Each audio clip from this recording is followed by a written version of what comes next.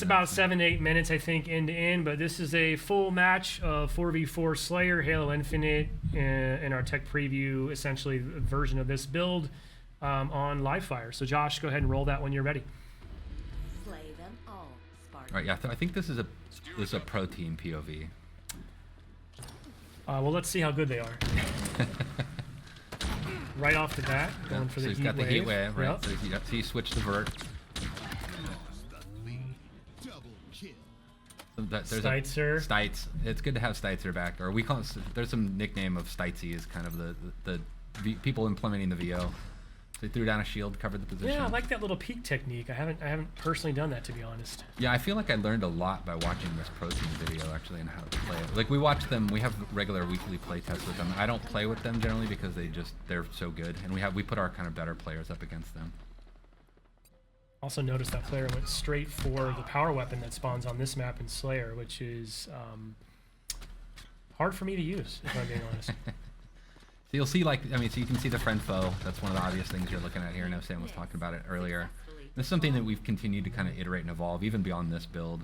I think this might be our main build right now. There's power weapon spawns there.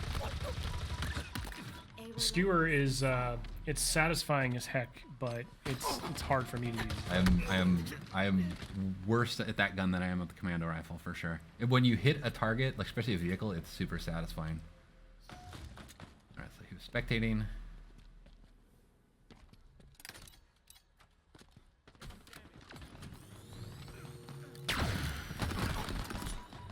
He missed the new. Tried for it. Tried for it. Grenade. Successful. Hard for us to hear in studio, but I believe you'll hear some personal AI coming through. Yeah, you're hearing. There's a few things. So there's the Spartan chatter that we had in Halo 5. It really just kind of brings the battlefield, gives a lot more like reaction feedback to what's going on in the game. But you'll hear this personal AI, and what we did with them is we replaced what was called Spartan Leader, our team leader, and it's just a more personal version of that, and they have a lot of personality, and so it lets you kind of swap around and kind of customize that feedback, and they give you a lot of low-level feedback. Pulled the power up. Yeah, I was just going to mention, you know, that's a change, right? It doesn't activate on pickup anymore. You can hold on to it.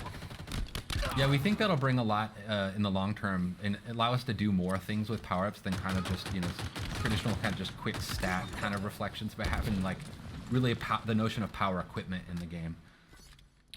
One thing that we won't see in this point of view, I really love the visual language that you and the team have introduced. It's very obvious when someone's pocketing a power-up like that. You'll see a glowing trail Yeah, there's behind like a them. contrail behind them. Yeah, that was a big thing, is making sure we at least telegraphed that information. That was, you know, making that switch. There was a lot of critical lenses on making sure that there was at least a readability to it in the gameplay.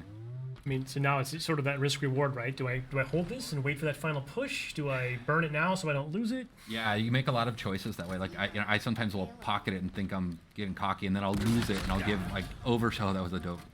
I'll give the OS to the enemy, which is, you know, super risky at that point.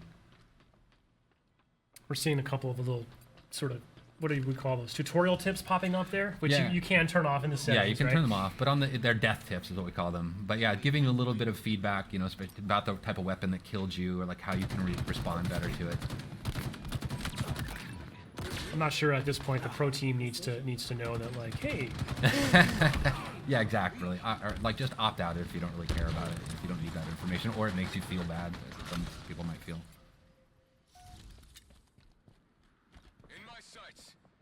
I do love this map. Yeah, the pelicans flying by. It's it's an homage to Sergeant Avery Johnson, Academy of. So it's kind of cool just to kind of pay homage to, like, you know, one of ours and everybody's favorite character in the set of the Halo canon. By the way, whoever this player is just getting active camo every spawn. I don't know what the other team's up to right now. Seems to be watching that call out. Yeah, the power ups, we treat those like, you know, like the power weapons and stuff. They're up on a pad. They have a lot of messaging and broadcasting about them, so you know when they're coming up. Now your Spartan AI will tell you that, right? Yeah, the Spartan AI calls it out as well. So there's a lot of information just kind of driving feedback. You get the stick there. You can see, like, there's the weapon racks you'll see in the levels as well. He ran past one a second ago. Yeah, right. Yeah, back it's in the there background, right? Yep. What's cool about them is, like, you know, before you might run past where a weapon would spawn, and then not realize that it's coming up in 2 seconds, and it could change your choice and like how you deal with it. Like when we playtest this morning, I actually stopped at one point on a weapon rack because I was like, oh, it's like 2 seconds out. I might as well wait for it and switch out my pistol, which I think I'm just telling everybody that I'm really bad with a lot of the guns in our game.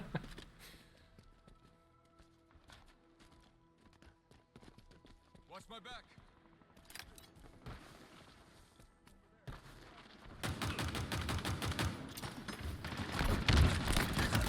That was nice. I do love the sidekick. It's really cool, and like when somebody's really good with it, it's really threatening because they can just feather that thing super fast and just crack This people. this player really likes this little like drop wall kind of Covering a technique, post, huh? yeah. And, like kind of locking down an entryway so they can watch their backs. It's neat to watch how people use these, like all the different equipments in different ways. Spike obtained.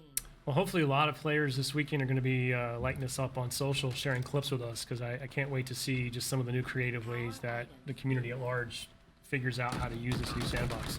Yeah, and it's interesting too. Like, I mean, like the way we have our maps tuned, like in our main builds, is they have different equipment and stuff on them. And because we don't have the entire sandbox in the flights, is we swap things out. So it's actually not even the same kind of basically map placement path that we would have in the released version of the game. But we, it just at least gives us something so we can get something in there for people to play with.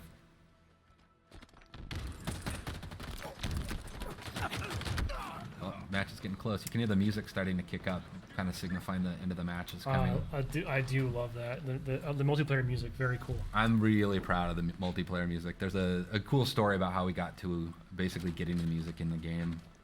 But it really meets this tone. It's something I've really wanted since Halo 4.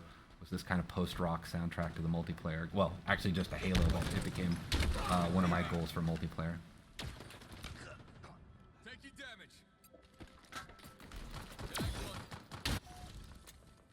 Last kill. You've lost a teammate. 5 minutes remaining. Cool.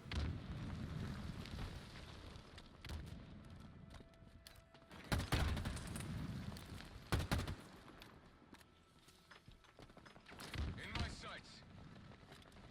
Kill's got some drama. It Oh, is. they got There it. we Somebody go. else got it. There we go.